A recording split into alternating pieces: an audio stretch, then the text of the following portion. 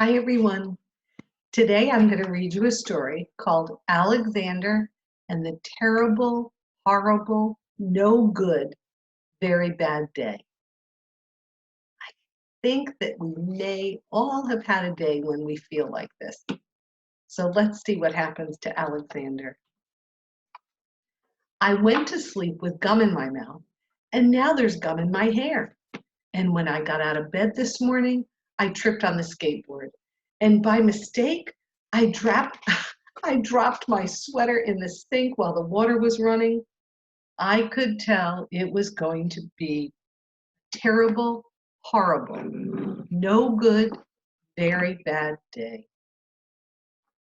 At breakfast, Anthony found a Corvette Stingray car kit in the breakfast cereal box, and Nick found a junior undercover agent code ring in his breakfast cereal box.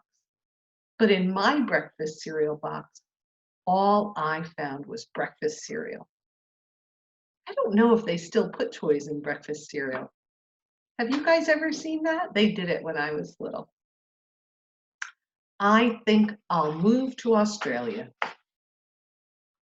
In the carpool, Mrs. Gibson let Becky have a seat by the window.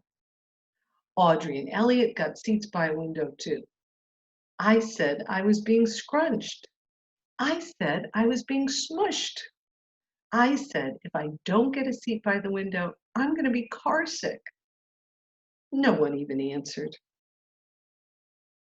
I could tell it was going to be a terrible, horrible, no good, very bad day. At school, Mrs. Dickens liked Paul's picture of the sailboat better than my picture of the invisible castle. Who thinks Alexander's page was blank if his castle was invisible? At singing time, she said I sang too loud. At counting time, she said I left out 16. Well, who needs 16? I could tell it was going to be a terrible, horrible, no good, very bad day. I could tell because Paul said I wasn't his best friend anymore. He said that Philip Parker was his best friend and that Albert Moyo was his next best friend and that I was only his third best friend. That doesn't feel great when that happens, does it? I hope you sit on a tack, I said to Paul. I hope the next time you get a double-decker strawberry ice cream cone, the ice cream falls off and the cone part and lands in Australia. There were 2 cupcakes in Philip Parker's lunch bag, and Albert got a Hershey bar with almonds. And Paul's mother gave him a piece of jelly roll that had little coconut sprinkles on top. Guess whose mother forgot to put dessert in? I bet Alexander's mom forgot. It was a terrible, horrible, no good, very bad day. That's what it was, because after school, my mom took us all to the dentist, and Dr. Fields found a cavity just in me. Come back next week and I'll fix it, said Dr. Fields. Next week, I'm going to Australia, Alexander thought. On the way downstairs to the elevator closed on my foot. And while we were waiting for my mom to get in the car, Anthony made me fall where it was muddy. And then when I started crying because of the mud, Nick said I was a crybaby. And while I was punching Nick for saying I was a crybaby, my mom came back with the car and scolded me for being muddy and for fighting. She didn't know what had happened first.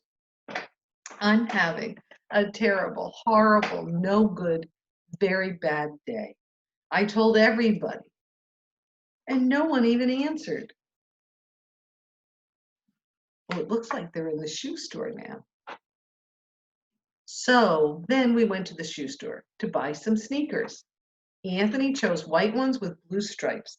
Nick chose red ones with white stripes. I chose blue ones with red stripes, but the shoe man said, we're sold out. They made me buy a plain old white ones, but they can't make me wear them. When we were picking up my dad at his office, he said I couldn't play with his copying machine, but I forgot. He also said to watch out for the books on his desk, and I was careful as could be except for my elbow. He also said don't fool around with his phone, but I think I called Australia. My dad said, please don't pick up the phone anymore.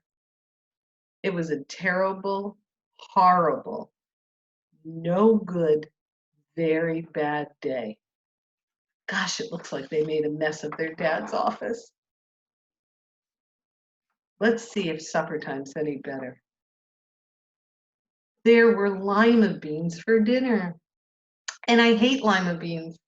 And then there was kissing on TV, and I hate kissing. The day isn't getting any better, is it? Oh my goodness, my bath was too hot. I got soap in my eyes. My marble went down the drain, and I had to wear my railroad train pajamas.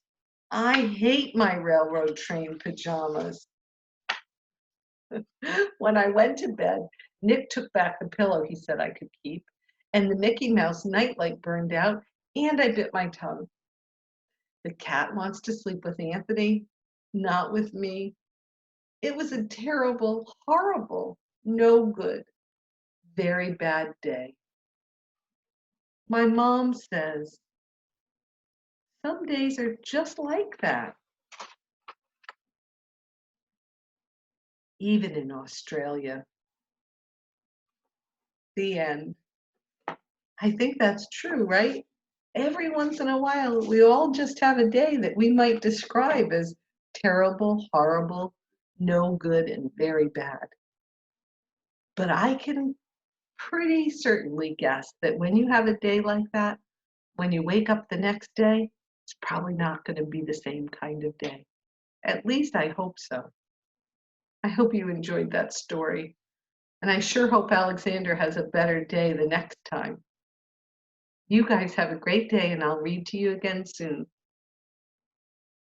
Bye-bye.